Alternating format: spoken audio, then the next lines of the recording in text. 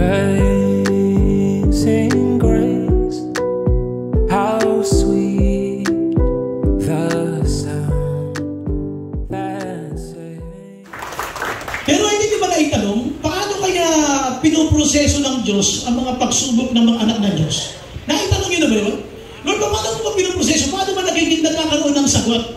Kasi naniniwala tayong lahat na si Lord ay sumasagot sa ating mga panalangin. Amen? Pero hindi niyo ba naitanong, paano pinoproseso ng Diyos? Kasi nagpe-pray ka, pagkatapos mag-pray, makikita mo may sagot na si Lord. So, magte-testimony ka na sa ginawa ng Panginoon. Pero ang tanong ko sa iyo, paano kaya pinoproseso ng Panginoon yung mga pagsubok ng mga anak ng Panginoon? At kung sa tingin mo ang problema mo parang hirap masolve, sa pag-aaralan natin ngayong umaga, makikita mo kung gaano kabait ang Diyos at kung bakit hindi kanya iniiwanan sa panahon ng mga pagsubok. So dito, usapan natin sa Luke chapter 7, 11 to 17, ang pagkakataon sa buhay ng isang babaeng byuda nang siya ay namatayan ng kaisa-isa niyang anak na lalaki. Ito po ay very desperate situation sapagkat itong lalaki ito na namatay ay kaisa-isang anak ng byuda. Alam niyo ba ang byuda sa panahon ng bago at lumang tipan, napakahalaga sa kanila ang anak na lalaki sapagkat yun lamang pwedeng tumulong sa kanila. Ngayon, kung halimbawang siya ay byuda at wala naman siya anak, ang tutulong sa kanya ay yung kanyang mga mag-anak. Ngayon, ang masaklap dito, byuda na siya, may kaisa-isang anak na lalaki na pwedeng kumalina sa kanya, namatay pa. At sa panahon ng Biblia, pag binasa niyo yun, tinanggap na niyang patay na ito at wala na siyang magagawa at kasama yung mga tao na nag-iinagpis kasama niya ay dadali na nito sa labas ng bayan upang ilibing. Nung siya ay ililibing na niya yung kanyang anak, nung palabas na siya sa gate, doon sa kung saan ay sinalubong siya ng ating Panginoon, sinabi sa kanya na may pag-asa pa. At pagkatapos magbinasa niyo doon, yung kanyang anak na patay ay binuhay ni Lord. Gusto ko lang sabihin sa inyo ngayong umaga, ano man yung problema mo, may pag-asa pa yan. Palakpakan natin si Lord. Maaayos pa yan. Sabihin mo sa katabi mo, maaayos pa yan. Paluin mo sa braso, sabihin mo, huy, maaayos pa yan. Yan. So, basahin natin. Gusto ko lang ipakita sa inyo yung ating theme, ha? Ito yung ating theme. Paano pinoproseso ng Diyos? How does God process your problems? Ito yung ating theme. Ulit ko, ha? How does God process your problems? Paano pinoproseso ng Diyos ang mga pagsubok ng mga anak ng Diyos? At dito, gusto ko lang encourage kayo to keep trusting the Lord kahit parang may moment na parang you wanted to give up at gusto mo na talagang bumitaw sa iyong pananampalataya, don't. Sabihin mo sa katabi mo, don't. Isa pa sa kabila naman, don't. So dito, puntahan natin ang pinanggalingan ng talata na to, ng ating thing na to, sa book of Luke chapter 7 verses 11 to 17. So if you have your Bibles with you, buksan niyo sa aklat po ng Lucas Kapitulo 7. Let's read from verse 11. Soon afterward, Jesus went to a town called Nain, and his disciples and a large crowd went along with him. As he approached the town gate, a dead person was being carried out, the only son of his mother, and she was a widow. And a large crowd from the town was with her. When the Lord saw her, his heart went out to her, and he said, "Don't cry." Then he went out and touched the bier that they were carrying him on, and the bearers stood still. He said, "Young man, I say to you, get up." The dead man sat up and began to talk, and Jesus gave him back to his mother. They were all filled with awe and praised God. "A great prophet has appeared among us," they said. "God has come to help his people." This news about Jesus spread throughout Judea and the surrounding country. So dito makikita ninyo na yung ginawang yun na himala ng Panginoon ay nagdulot ng pagkamangha sa mga taong nakasaksi, kasama dito mga alagad at kasama ng babaeng widow, at ang sabi ng Bible, at sila ay nagpuri sa Diyos. Dito makikita ninyo na isang himala ang ipinakita ng Panginoon na ang naging resulta ay yung kanilang pagkamangha. Kumbisa, pinapayagan ng Diyos ang himala upang ikaw ay mamangha at pagkatapos ay magpasalamat sa Diyos na pinaggagalingan ng mga pagpapala. So, may mga dahilan bakit ang mga problema ay nangyayari sa atin. Kaya sabi nga natin, there is always a reason for everything. Amen? Lagi mayroong dahilan ang lahat ng bagay. Pero tanong ito dahil, Sa dinami-dami ng problema mo, na pwede mo sanang pagdaanan, ay bakit kaya yung problemang iyan? Ay sabihin natin na naririyan pa at ikaw ay nabibigatan na parang isa sa tingin mo, hindi yata ito maayos, paulit-ulit lang yung problema ito. Hindi yata ito masosolve, and sometimes you feel like, does God hear me? Is God listening? Ang Diyos ba nakikinig? Ako ba narinig pa ba ng Diyos? Why? Ito yung damdamin ng bawat isa, kaya kami sabi natin, okay Lord, kung talagang ganyan, okay Lord, ayoko na. Bahala ka na po kung yan ang gusto mong mangyari. At kapag sinabi mong Lord, sige po, bahala ka na. Pinagdam mo na talaga na, Lord, bahala ka na, doon mo makikita kung kilos ang Panginoon. Kaya kanong mapapasin nyo dito, ito ay sinalubong ni Lord sa gate. No? Sabi nito ng Bible, sinalubong dito sa gate, at ang sabi nito ng Bible, nasa lubong ni Lord ay isang dead man. Isang bagay na nakakatuwa dito, alam nyo, kaya bago ito discuss. The dead man, when met Jesus, became alive. Itong patay na tao, nung ma-meet si Jesus na buhay. Lahat ng mga taong patay, magiging pananampalataya, pag na-enkwentro si Lord, mabubuhay pati ang kanyang pananampalataya. Palagpakan natin ang ating Lord. Ilakas nyo naman, umapalagpakan kayo kay Lord. Yan, so if your Bibles, nakita nyo, tandaan nyo lang yan, tayo kayo mo ko, tayo malalangin, hilingin natin ang pagsama ni Lord. Father, we're so thankful, Lord, for today. Thank you, Lord, for this opportunity. Panginoon, na kami po ay biniyayaan mo na makapunta sa iyong bahay samahan. Pagpalaan niyo po kami lahat, Panginoon, ngayong umaga. We are asking, Lord, to please forgive us, Lord, for all our sins, Panginoon. At patawarin mo kami, di lang sa aming mga pagkakasala, kundi sa aming mga pag-aalinlangan sa pagtitiwala sa iyo. Yes, Lord, patawarin mo kami sa aming mga panahon na kami para nagdududa sa iyong kakayanan upang ayusin ang aming mga problema. God, thank you for this morning. Buksan niyo po ang puso at isipan namin. As we listen to your word, let your Holy Spirit, Lord, speak to us. Malaya po siya makilos, buksan ang aming isipan. At sumagitan ng mga salita, likhaan mo kami ng higit pang pananampalataya na lilikha ng pagbabago sa aming pananampalataya sa iyong Panginoon. Lord, marami pong salamat, maparangalan ang iyong pangalan, Ama. Ito po aming dalangin sa pangalan ni Jesus. Amen. Amen. Palapakan natin si Lord. Okay, so ano ating theme? How does God process your problems? Paano pinuproseso ng Diyos ang mga problema ng mga anak ng Diyos? Paano ba? Anong ginagawa niya? Alam ba natin kung paano siya kumikilos? Naalala niyo, pinag-usapan natin the last Sunday? Alam pinag-usapan natin noong last Sunday? Pwede bang sabihin ng luwad sa magpapalayong na ano itong ginagawa mo sa akin? Sometimes we doubt God. We doubt God doon sa kanyang mga pinapayagan sa buhay natin. Lord, alam mo naman may problema mo, Lord, di ba? Bakit hinayaan mo mangyari ba ito na dagdagan patuloy? Remember Job sa Bible? Patong-patong ang problema. So, kaya kung gusto ko sabihin ito sa inyo, sapagkat ngayong mahal araw, we will reminisce, we will remember what the Lord did at the cross. Ayoko maging emotional kayo, mag-spiritual kasi magmamahal araw. It's not that. Kasi yun ay pag-alaala lamang sa mga ginawa ng Panginoon sa kanyang pagpapakasakit para tayo lahat ay maligtas. Gusto ko tingnan ninyo na every day, God cares. Bawat araw, ikaw ay kinakalinga ng Diyos. Kaya nga humihinga ka pa eh. Tanongin mo katabi mo, humihinga ka ba ba? Okay, ibig sabihin, God cares for you. Ngayon, pag-usapan natin. Punta tayo sa verse 5. How does God process your problems? So dito, ito sabi ng Bible.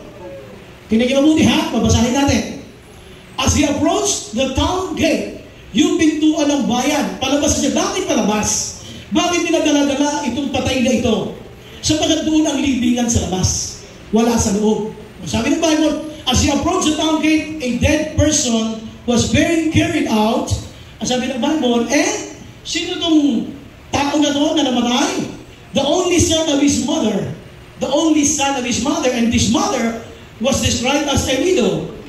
Pinakikita ito, describe just for you to understand the depression nitong babaeng ito, nitong widow. Ulitin-uli, sa panahon ng Biblia, ang widow, ang inaasahan lang ng widow ay walang iba, kundi ang kanyang anak na lalaki. Ngayon, itong widow na ito, sabi ng Bible, na may anak na lalaki, namatay pa. So saan sa kayong kukuha na pwedeng kumalinga sa kanya? Who will support her? Sino ang pwede mag-support sa kanya? Wala. So sabi dito ng Bible, kaya itong babae dito, na may anak dito sa lalaki ito, ay masyado siyang depressed. Question. Habang sila ay naglalakad dito sa part na ito, a large crowd from the town was with her. Ulit ha? Habang siya ay nagbabiyahe, mayroong large crowd, hindi sinabi na crowd, large crowd. At habang siya ay nagbabiyahe, sabi ito ng Bible, dito sa may part na bago sila lumabas sa town gate, bago lumabas sa pinaka-town gate, when the Lord saw her, his heart went out to her, and he said, what did he say? Don't cry. Ano? For me, Argentina? Hindi naman, di ba? Di ba sabihin, don't cry for me, Argentina? So, don't cry. Question. Is it magical? Namatayan ka ng anak, sasabihin sa iyo, don't cry? Pwede ba yun? Parang wala naman ata dito namatayan na nagdiwak. Wala naman yata namatayan na nag-celebrate. Lahat ng namatayan, umiyak. Amen ba? Amen. Question, bakit ito sinabi ni Lord? Ito kasi yung iyak ng kawalan ng pag-asa. Ito kasi yung kawalan ng pag-asa na wala na, patay na yung anak ko. Hindi ito basta iyak lang, ito'y habulgol. This is weeping. Extreme sorrow, nararamdaman niya. Paano na ako? Kaisa isang anak na inaasama ko na matay pa. Sino man yun ang mag-aarga sa akin? Hindi binanggit ka ng Bible kung ilang taon na yan eh. Pero sabi natin, how does God process your problems? Ang sabi ng Bible, the Lord, what? Saw her. Number one, by seeing her. God sees the problem. Paano niya pinuproseso ang problema sa buhay mo? By seeing the problem. Tingnan niyo mabuti. Saan galing yung babae? Kasama yung large crowd. Saan sila galing? Sa loob na kung saan pinanggalingan itong babae. Tinanggap na nila na hindi na ito mabubuhay, kaya ilibing na natin. Sa panahon na kawalan ng pag-asa at matinding depresyon, sinalubong sila ni Lord, and God said, don't cry. Sabi mo sa katabi mo, don't cry. Ang sinasabi niya rito, hindi ito literal na don't cry. Ang sinasabi niya rito, huwag kang mawala ng pag-asa. Nandito ako. Sino sa inyo yung minsan ang bumuhat sa patay? Baka sa nicho, yung ililibig. Nasubukan niyo na makibuhat? Alam niyo, kung nasubukan niyo na makibuhat, ramdam niyo, lalong-lalo na pagkalabas niya sa araw, ba sa cemetery, paglabas niya sa araw, kumisan yung pwesto ng paglilibig, hindi pa agad sa tabi. Minsan, iaakit niyo ba sa taas, sa tuktok. At isa lang kung mapapansin mo, kung ikaw ay minsan na nakibuhat niya, habang yan binubuhat niyo, habang nagtatagal, pabigat ng pabigat. At akala nila yung pamahiin, hindi. Siyempre, nangangalay ka, no? Kaya pabigat ng pabigat. At kuminsan naman, kung sa mga bari-bari, yung hindi masyadong malayo, hindi na kumukuha ng kako, binubuhat na lang yan, salitan. So, mabigat ang daladala nitong babae ito. Sa panahon ng kanyang kabigatan, masasabi nyo na itong babae ito may pinagdadaanan, tama? Doon sa kanyang pinagdadaanan, siya ay dinaanan ng ating Panginoon. At gusto ko makita nyo nito yung kanyang pagtatakbo. When the Lord saw her, God, Jesus, did not, quote-unquote, prioritize the dead man, the problem. What God saw was this woman. God is interested in you than your problems. God is more interested in changing you than your problems. Mas interesado ang Diyos sa buhay mo kaysa problema mo. Alam niyo ba na lahat ng problema may solusyon? Amen? But God is more interested in changing us than changing the situation. Ano nangyari nung change situation? Nung nakita nito yung pagkilos ng Panginoon, lahat sila ay nagpuri. Ang gusto ko na pakita niyo rito is this. Pakinggan niyo mabuti ha. The Lord saw her. Past tense ng see is saw. Ibig sabihin, lahat ng problemang dinadaanan mo, nakikita ni Lord. Dito, tingnan nyo ha, hindi pa dumadating yung babae na may daladalang kabigatan, sinalubong na sila ni Lord. Alam ni Lord ang pinagdadaanan mo. Ang isa maganda, pag sa panahon ng kabigatan ng problema, pag na-encuentro mo si Lord, may solusyon sa problema natin. Balakpakan natin ang ating Panginoon. So dito, unang-una, ang sabi ito ng Bible, as he approached the town gate, a dead person was being carried out. Okay, yung lalaki yan. Pag binasa niyo yung Bible, nabuhay yan. Kinausap nila, sabi niya, young man, get out. At bumangon yan. Pero gusto ko ipakita rito is, nung nakasalubong niya ni Lord, bago nakasalubong ni Lord, patay yan. Dead. hopeless case. Hopeless case, hindi na mabubuhay, at sa tingin naman ng babae, it's a helpless case. Wala na makatutulong pa sa akin. Kaya dahil wala makatutulong sa akin, dali na natin ito. Ilibing na natin ito kasama yung crowd. Ang sabi rito ng Bible. Ay, isang magandang gusto kong pansinin, alam nyo, ito yung panahon na yung parang wala ka ng pag-asa. Sino sa inyo may problema na bisa parang sinabuhan niya yung problema niya? Okay, wala na talaga yun. Para bang pumayag ka lang, sige, libing na yan. Wala, di na yung mabubuhay. Sa tingin mo, walang solusyon, pero kay Lord, may solusyon. Sa atin, wala talaga ako. Ang description ng Bible, dead man. Pero, nung naglalakay itong mga babae na ito, kasama yung large crowd, dead man yan. Pero nasa lubong niya na sa Lord, alam natin na nangyari, nabuhay ito. Anong point? Sa panahon ng matinding kahirapan, you need to meet Jesus. Ang nangyayari sa atin, sa panahon ng kahirapan, we meet a lot of negative people. We meet a lot of negative thinking. Ang dami natin iniisip na negatibo. Negative situation. Tapos isipin mo naman, siyempre bigat na bigat ang kalooban mo, tapos sasabihan ka ng don't cry. Hindi ko literal, siyempre umiiyak yan, pero sabi niya, huwag kang mawalan ng pag-asa, nandito ako. Kaya sabi ko ng Bible, at the point na parang wala nang magagawa, Jesus made a miracle. Nagpakita si Lord na himala. So isipin niyo mabuti dito ha, dead person was buried down. Kumusta? How do you see your problems? Do you think it's dead? Hopeless na? Helpless na? Wala na pag-asa? Maybe sa tingin natin, kaya minsan tinanggap na natin eh. Siguro wala na lang magbabago itong asawa ko. Siguro itong anak ko hindi na magbabago. Siguro itong boss ko hindi na lang magbabago. Sometimes you accept it in that way. Pero hindi mo alam sa panahon na, okay Lord, taas na kamay ko. Sabi ng babae, wala na, ilipin na natin yan. When that capacity of yours ended, the grace of God will start. Sa panahon na huminto na ang iyong kakayanan, ang pag-iisip, pumayag ka na, okay Lord, sige Lord, wala na ako, wala. Doon naman kumilos si Lord at nagpakita ng himala. Alam niyo, pag ganyan ang sinabi, I cannot help but to think on what happens sa ating church. Sabi niyo, sabi ko nga, di ba, ang upa natin 70,000, napakamahal. Noong panahon noon, nakakabayad pa tayo kasi ginagawa namin paraan ng mga leaders, ng mga workers, ng mga deacons. We talked to a lot of people, they helped us. Hanggang sa dumating tayo, nakakahiram pa tayo sa iba. Hanggang dun sa pang-alim of buwan, we decided, hindi tayo mangyayari, hindi tayo magpunta, ayaw na natin yan. Okay Lord, padlock. Church mo yan. Sino 70,000? Tapos bigla tayo pinatawag. Ano ginawa ng mga deacons no? Nandiyan mo kami sa loob. Papi ko kay Ate Mina doon sa kami kawayan, luwas mo kayo ng Manila, mag-pray po tayo. Lahat ng deacons nakaluhod kami doon sa pastor's office. Iniiyak namin, Lord, kami po ba'y nagkamali sa church na ito kasi po hindi kami makabayan. Tapos some were discouraged because of the rent, yung taas ng renta. And some even decided to leave us. Masyadong mahal ang renta. Tingin nila, nagkamali ka, iniwan pa tayo. So, the emotion was so high, and at the same time, yung iba ay bigat na bigat. Ano ginawa ng mga leader natin? We prayed to the Lord and asked God, Lord, sige po, kung yan ang gusto mo, padlock church mo naman yan.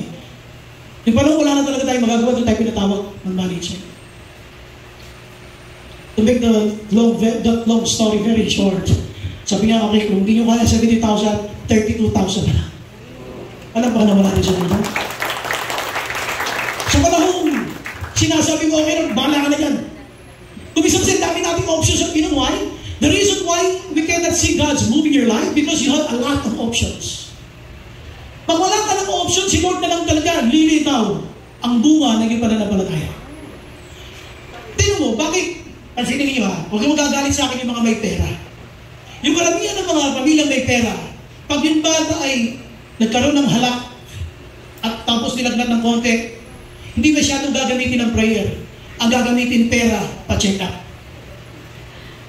Konti lang naramdaman, nilagnat, etc. Kasi malakas yung kanilang purchasing power ng pambayan. Eh, yun ang pera. Pupunta ka sa Gethsemane ngayon. Pakipray naman po. Ay, nila. Ngayon ang nakita na sila ng himala kasi wala kang pampacheck up eh. Ay, may pampacheck up. Hindi masyado yun. Hindi masyado. The reason kaya ako sinasabi to, minsan, God wanted to see you letting it go. Okay, Lord, sige. Pag nilat go mo na, doon nakikilos si Lord. Malapakan natin ang ating Panginoon. So, gusto mo makita nyo dito, yung kanyang kabigatan, itong babae ito, na kanyang daladala, ay kita ni Lord. The Lord saw her. Alam ni Lord yung kanyang damdamin eh. Hindi niyo ba napansin, bago kinausap ng Panginoon, itong lalaking ito na tumayo ka dyan, ang una niyang kinausap, yung nanay. Alam niya kasi nabigat yung nanay. Kaya nga, tanong ko sa inyo rito, kumusta ka? Tinitingnan mo ba na kinalimutan ka na ng Diyos? Tinitingnan mo ba na yung problema mo hindi naririnig ng Diyos? Yung mga iyak mo sa bawat gabi na lang, na tuwing tatagilid ka sa kaliwa, may luho pumapagat. Pag tumagilid ka sa kanan, tulog silang lang, hindi na lang umiyak ka. Because of the pain and the problems you have. And you thought God doesn't see you? Ngayon pa lang gusto ko sabihin sa iyo, God sees your problems. Palakpakan natin ang Panginoon. Makikita ni Lord ang iyong problema. Kaya na dito, ang sabi ni Lord, don't cry. May sinabi ba yung babae? Wala naman sinabi yung babae eh. Wala sinabi yung babae na, Lord, bigat na po ako. Wala siya sinabi. You heard Jesus comforting her.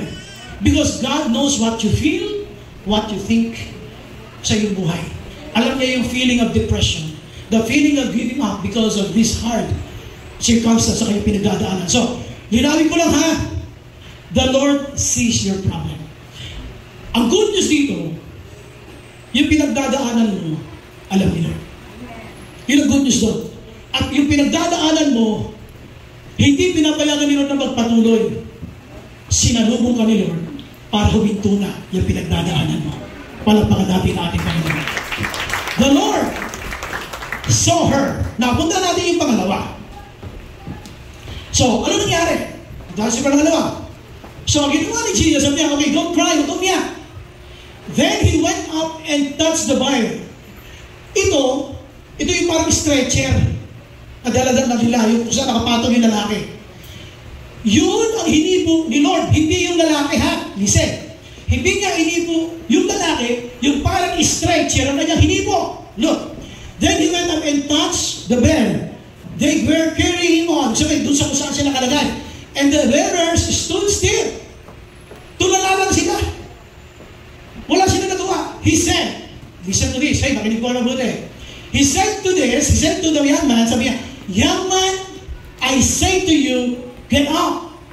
So, question, how does God process your problems? Paano pinoproseso ng Diyos ang mga problema ng anak ng Diyos? Aling number one? Seeing the problem. And number two, speaking to the problem. Pinagsalitaan niya yung problema. Most of the time, the problems dictate what we feel. Kung minsan dinidiktahan tayo ng problema, kung ano mararamdaman natin, sometimes the environment will scare us. Kung minsan tatakutin ka ng nakapaligid sa'yo, na mga bayarin mo, at to the point, na makalimutan mo na pangako ng Diyos. Pero dito, gusto mo makita rin yung mabuti, at sabi ng Bible, He said, young man, you can see the authority of Jesus. He said, young man, I say to you, get up. Alam niyo, kung may problema tayo, lagyan niyo ng deadline. Ulit. Pag may problema tayo, lagyan niyo ng deadline. Huwag kang maglulunoy sa problema araw-araw at mag-meditate ng mga negative things araw-araw. Kung may problema, umiyak ka. But you talk to yourself. You talk to this problem. Ikaw, kung 1 week ka lang ha. Ikaw, hanggang Martes ka lang ha. Hindi ka lang pwede mabot ng Miyerkules. Pero may wala tayong deadline. Araw-araw, gusto nyo 10 taon na, ganyan ka pa rin. Masyado tayong emosyonal. God respects our emotions. Pero don't let your emotion weigh you down, especially in your faith. Huwag kang papay na gugupo ka ng ipananampalataya. Dito gusto ko tingnan ninyo. Sabi niya, young man, itong problema ito na namatay, I say to you, get up. Sa panahon ng napakahirap paniwalaan ang salita ng Diyos. Ang sabi ng Bible, God said, young man, I say to you, get up. He said positive things during this time of circumstance. How do you say things pagka ang problema ay napakahirap? Hindi ba dala-dala ang emosyon natin ng nakapaligid na negatibo? Dahil negatibo yung circumstance, negative din ang lalabas sa bibig. Dito, kitang-kita nyo, it's the opposite. Ngayon tanong kayo, kailan nyo huling kinausap ang problema niyo? Kailan nyo huling kinausap yung problema niyo? Kung minsan ang problema natin, hinahayaan lang natin na magsalita sa atin. Kawawa ka naman. Sige, umiyak ka naman, umiyak. O sige, maawa ka sa sarili mo ha. Sige. Mag-post ka ng mga nakakalungkot. I'm taking a suicide tonight. Mga ganon. Please pray for me. I'm taking a suicide tonight. Please for me that the Lord will guide me. Ay, ganon.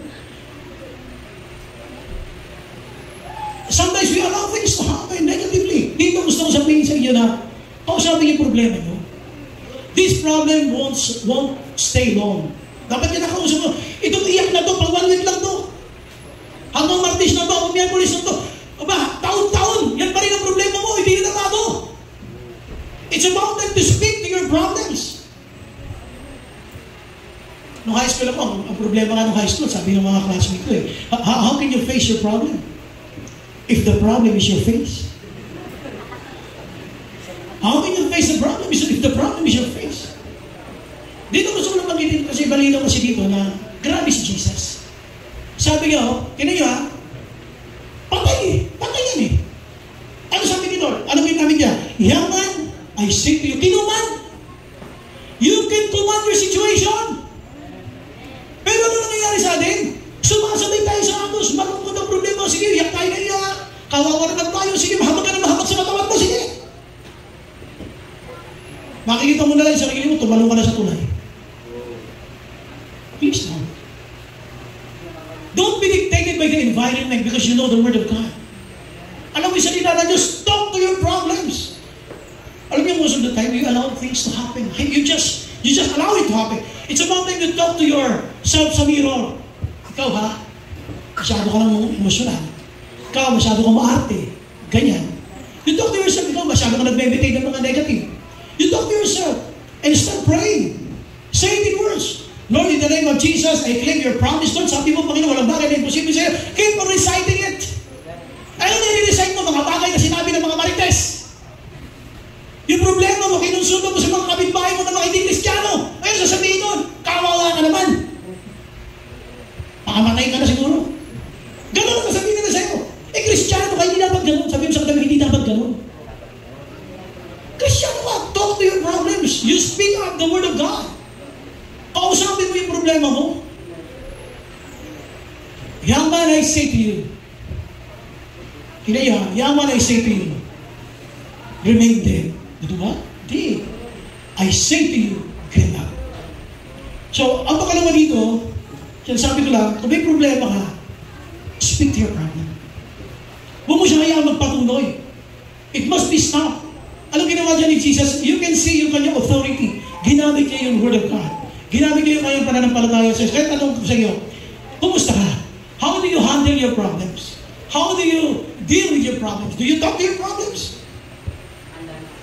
Alam niyo kung naiiyak kayo magsalita na may kasama kayo? Punta kayo sa bukid. Punta kayo sa bukid. Na ako po ay nag-umpisa pa lang magpastor. Sa dami na samahan ng loob ko sa church. Siyempre, di alam mo paano kaya handle ang church? Bagong-bago ako pastor. Dahil problema, hindi ako pwede magsalita sa bahay. Pupunta ako sa bukid. Maglalakad ako sa Pilapel. Sinasabi ko lahat. Hindi pwede magpatuloy ang ganitong problema, etc. etc. Then I stick quoting the Bible verses. Hindi ako pwede mapahito ng ganitong problema na. You talk to yourself. Stop listening to yourself. Alam mo, gusto ng sarili natin na pinakikinggan. Maawa ka sa sarili mo, mahabag ka sa sarili mo. Wala ka ng pag-asa. Tapos sasabay pa yung demonyo. Tapos tutugtog pa yung love song na mga mundo. Lalo ibabagsak ang spirito. Stop thinking negative things. Ang gusto ko lang pakita nyo dito, si Jesus. Sabi niya, speaking to the problem, He said. May sinabi siya, He said. What did you tell about your problems? Itong problema ito, hindi na yata ako iiwan. Ganon. Ganon na naman sa bibig natin madalas. Itong problema ito, paulit-ulit na lang, hindi na yata ako iiwan. O sige, hindi na iiwan niya kasi lagi mo sinasabi. Hindi na yata ako gagaling. Lagi ako bumibili ng ako. Lagi ko nakikita sa sarili ko sa harap ng Mercury Drug at Watsons. Hindi na ako gagaling. O hindi ka gagaling. Why expect for positive things when you're saying negative things? Sabi mo sa katabi, speak to your problem. Speak. Pagsalitaan mo, this should not continue. Dito pwede, sometimes you talk to yourself, ikaw, Jello ha, hindi pwedeng ganyan ka. Dapat ganito, hanggang ganitong araw lang to ha. Hindi pwede ganyan. Ikaw, Irish ha, dapat 3 araw lang yung iyak na yan ha.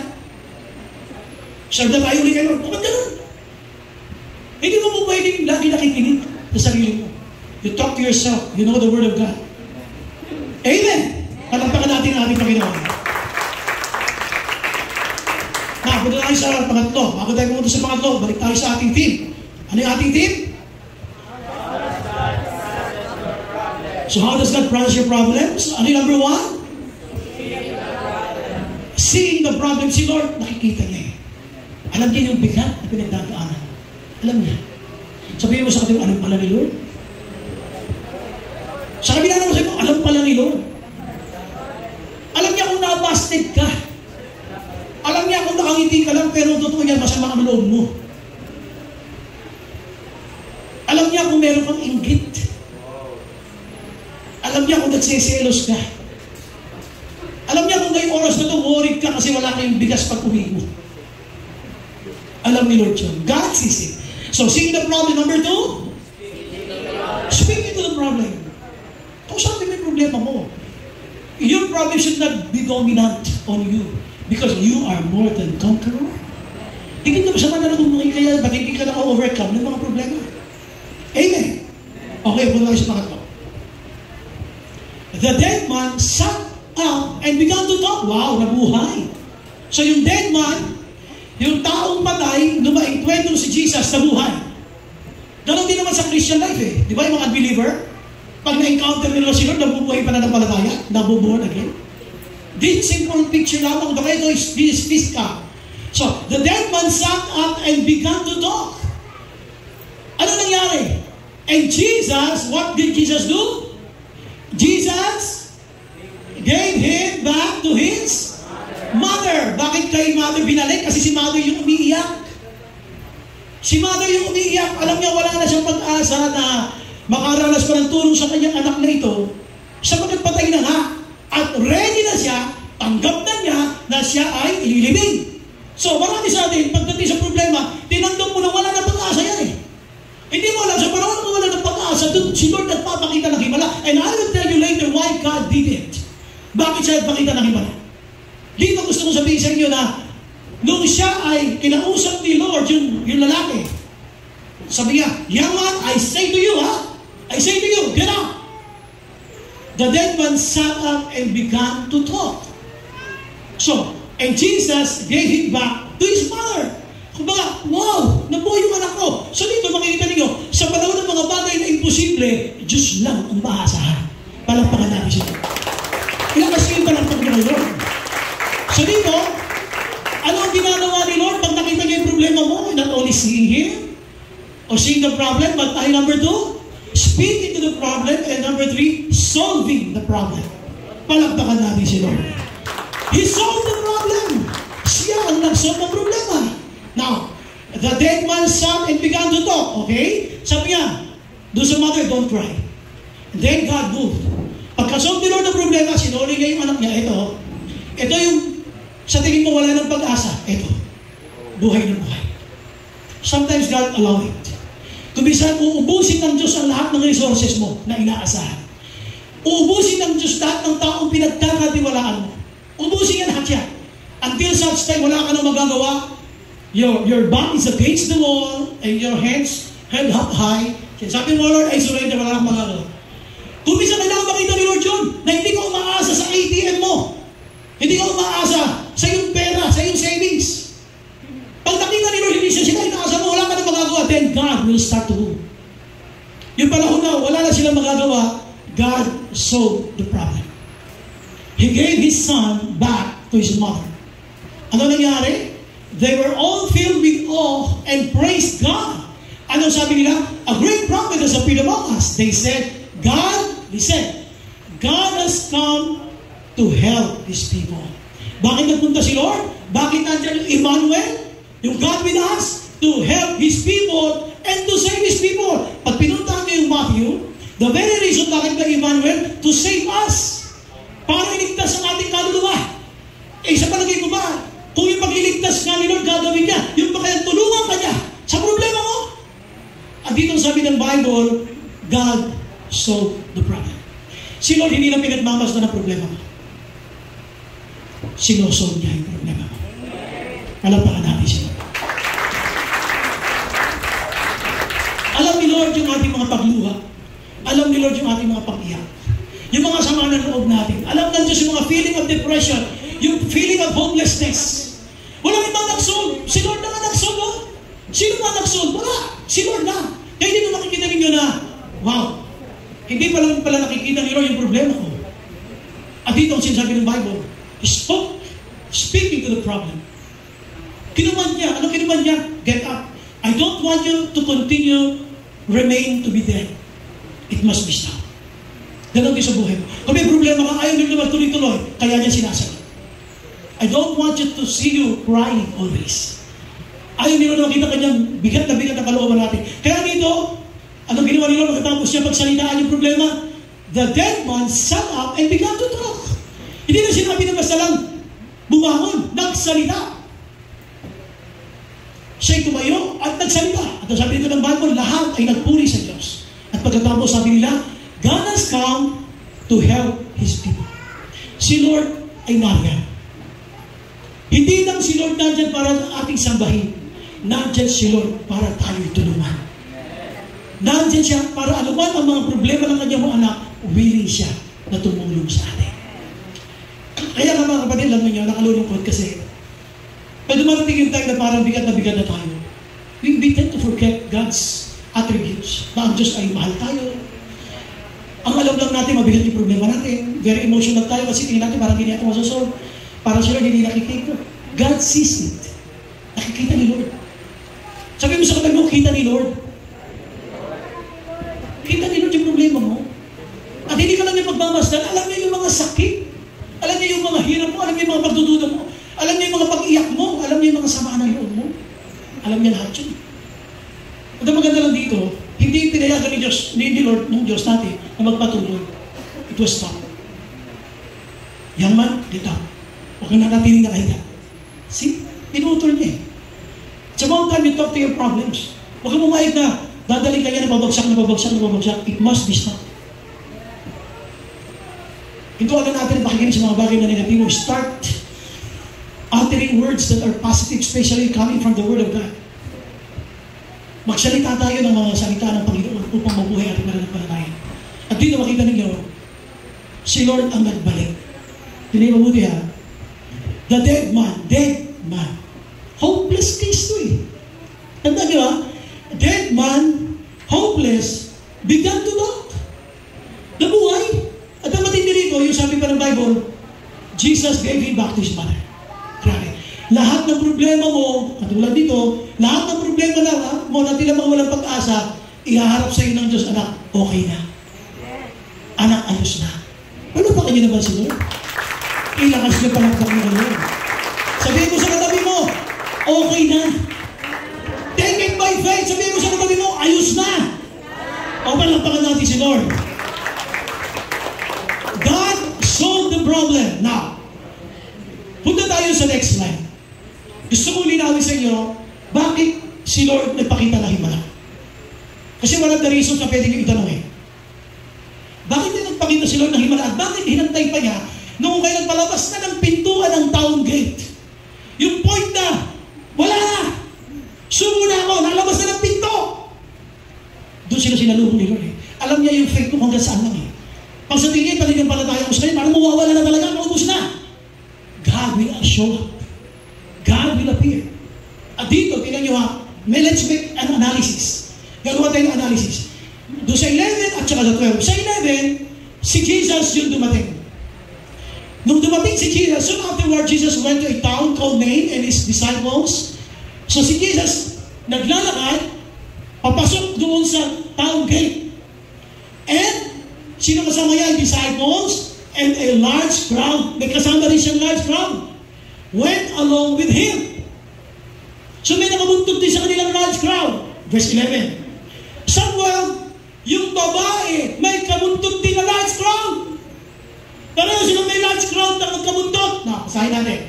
As he approached the town gate, a dead person was being carried out, the only son of his mother, and she was a widow. And a large crowd from that town was with her. Kita kita, parehong merong large crowd. Yung isa, negative. Itong babae ko, negative. Pero si Jesus, mga kasama niya, positive. At dito, mapasilin niyo, God made a miracle. Parehong may large crowd sa 11, may large crowd sa 12. This is about time to show a miracle for them to learn how to praise God. Kaya sabi ng Bible, gumawa siya ng himala. At pagkatapos niya gumawa ng himala na nasaksihan ng large crowd, nakasama nila, Jesus, at large crowd nakasama ng babae. So kung large crowd plus large crowd equals very large crowd, at di napakalaking crowd nito. And now they learn to praise God when they saw the miracle. Why? Tingnan niyo, isa pang slide.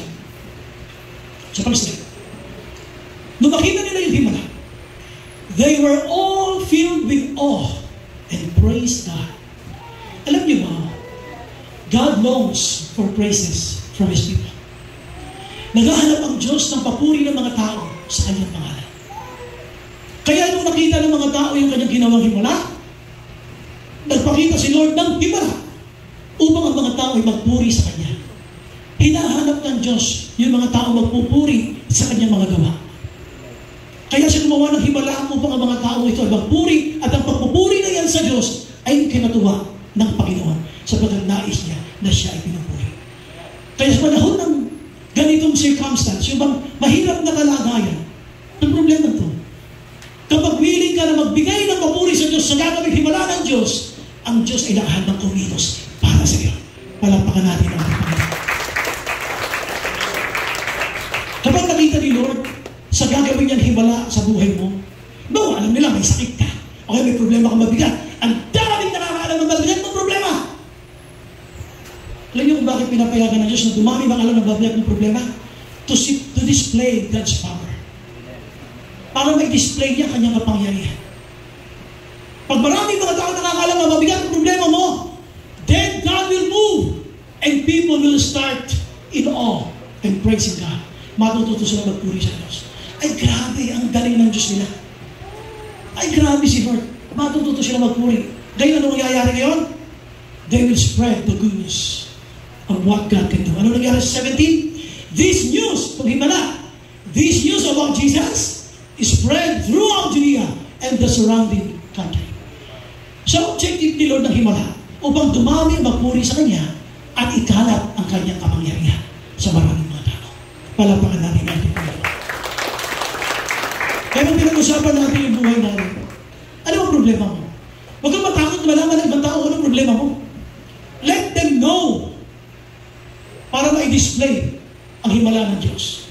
Pag na-display ng kapangyarihan ng Diyos, they will be filled in awe and they will start praising God. Kaya si Lord nagpakita ng himala upang yung large crowd na kasama ng babae at large crowd na kamuntot kila Jesus, maputong magpuri sa Kanya. Tandaan nyo, a miracle will not just happen for you. Hindi lang yan pinayagan ng Diyos for you. May objective siya na ang pangalan niya ay mapapurihan. Kaya sa bawat sitwasyon mahirap, na pakikialaman ng Diyos at gagalaw siya, at makikita mo yung ginawa niya, ang layunin ng Diyos na makita niya sa iyo, ay matuto tayo magpuri sa Kanyang pangalan. Kaya dito mga kapatid, ulitin ko lang uli, sabi dito ng Bible, they were all filled with awe and praised God. Kumusta ka? Ano na mga answered prayer mo? Did you praise God?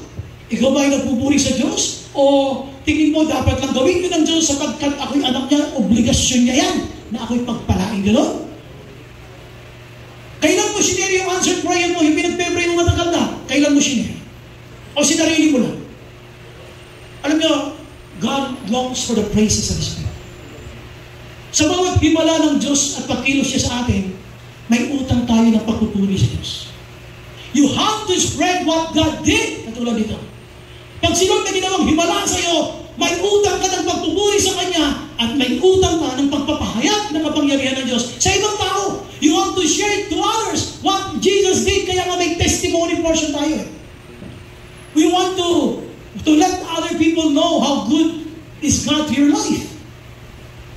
Kaya pag may ginawa si Lord na himala sa'yo, be sure you give God the glory. You give God the praises. Lord, thank you po. And most of the time when God speak to you, anything that you do, you stop. Ulitin ko po ito, ha? Pag sila nangungusap sa'yo, kahit anong ginagawa mo, you stop. When God tells you, anak, mag-pray na. God will tell you, anak, pagburi ka sa akin. Anything that you do, you stop. Start praising God. Listen. Alam mo bakit? Pagka mayroong pangungusap na anak, mag-pray ka, anak, magpuri ka, anak, i-worship mo ako. Pag yun naramdaman mo, hindi mo lahat, gawin mo yun. Bakit? Kasi yung damdamin ay hindi yung galing sa'yo kasi yung katawan natin tamad. Ayaw nito na napapagod. Ayaw natin ng inconvenience. At lalo yung damdamin ay hindi ibibigay sa'yo ng demonyo kasi ayaw niya na ikaw ay nagpupuri sa Diyos. Kanino galing yung prompting na yun? Galing yung sa banal na Espiritu. Gusto niya, makapag-usap ka sa Kanya. Anak, papurihan mo ako sa ginawa ko sa iyo. Anak, i-worship mo ako. Anak, mag-pray ka. Anong ginagawa mo? Mamaya na. Please, no? Don't leave the Holy Spirit. Pag may sinabi sa iyo, Lord, anything that you do, you stop. You praise God. Why? God is longing for the praises of His people. I just want to share testimony kahapon. Kahapon nasa RTI office po ako. Kumain ako ng almusal, mga 11. Yung almusal. Tapos mga bandang alas 2:30, alas 3. Nagutom ako. Lumabas ako, nagpunta ako sa may parting Aurora Boulevard. Naghanap ako ng banana cue. Paborito ko banana cue. Makabila ako ng banana cue. Isang banana cue at isang kamote cue ang binili ko. Hindi ako titigan, gano'n ako nakasumain. Sa banana cue at kamote cue. So, ano ko yung kumakain na? Pinanonood ko sa TV yung yung pinakanta kanya ni Ate Shara. Greater are you. Alam niyo, meron itong word eh. All you ask from me is to believe. Naiyak ako kung makain ako ng kamote cue. All I ask from you is to believe. Ay, naantay lang sa inyo, maniwala ka sa akin, manampalataya ka sa akin. Habang kumakain ako ng kamote cue, naiyak ako sa akin. Grabe si Lord. Ang hinahanap talaga sa natin, Lord, manampalataya sa kanya. Tapos, ito na may prompting si Lord, anak, mag-pray ka. Bahala, makain ako eh. Pero alam niyo, very slow. Nilitawan ko yung kamote cue, tapos yung upuan ko sa office ko, itinalikod ko doon sa aking parang cabinet. At talikod siya, pero nakaharap sa akin. Tapos lumuhod ako doon, kasi ganun ang ginagawa ko. Nakaluhod ako doon, yung upuan ko, doon nakapatong yung braso ko. That's how I do it sa office. Iyak ko lang, hindi ko lang bakit. You know what? Kaya ang problema natin ang bigat-bigat. We don't know how to believe God. All you ask from me is to believe. Yun ang inaantay ni Lord eh. Kahit mabigat yung problema ang dinadaanan mo, matuto ka ng maniwala sa Diyos. At maging willing ka lang na magbigay ng papuri sa Diyos at ipagkalap mo ang ginawa ng Diyos sa buhay. Yun lang eh. Kay Lord, alam niyo, wala talagang salitang himala. Ang salitang himala galing sa tao. Bakit tinawag na himala? Kasi hindi siya maarap ng yung finite mind. Hindi siya maunawaan ng yung isipang limitado. Dahil hindi siya kayang tanggapin ang isip mo kung paano. We call it miracle. God, in God's perspective, everything is common. Because He's powerful. He's God. Walang mahirap kay Lord. Kaya sabi niya, is there anything too hard for me? Lahat madali kay Lord. Kaya yung akala mong himala, hindi himala kay Lord siya, pangkaraniwan lang niya kay Lord. Pero hinahanap ni Lord, yung magpupuri sa Kanya, pagkatapos niyang kumilos. Yung magpapahayat sa ibang tao, pagkatapos niyang kumilos. Question, are you ready to spread to others what God? Are you ready to believe? Are you ready na sabihin na, Lord, ikaw yun talaga. Hindi po ako yan. Napunta natin conclusion ng mensahe. Ito yung ating conclusion. Embrace God's process. Yakapin mo yung proseso ng Diyos. Minsan masakit ang proseso ng Diyos eh. May pain. But you have to embrace God's process and you trust His promises.